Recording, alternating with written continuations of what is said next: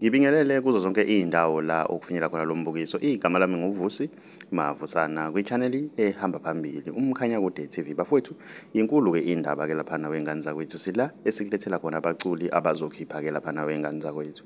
Umculi kaMaskandi ke lapha na ozokhipha ke lapha na luve dubazane ke lapha insizwe siyazi kakhulu ke lapha na ke isebenza nokhuzana iphinde isebenze noqhosha ke lapha izokhipha umsebenzi wayo ke ngomhla ka-20 ke lapha na wengane zakwethu lapha feature ke amaciko amaningi ke lapha na uSiphesihle bese kuba uDidiza Dubazane usinothile majola ke lapha na wengane zakwethu.